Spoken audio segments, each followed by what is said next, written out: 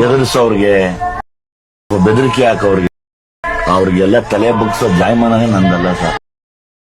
ಇಲ್ಲ ಮುಂದೇನು ಅದು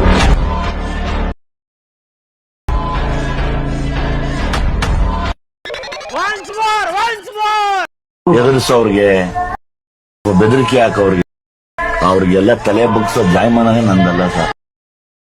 ಇಲ್ಲ ಮುಂದೇನು ಅದು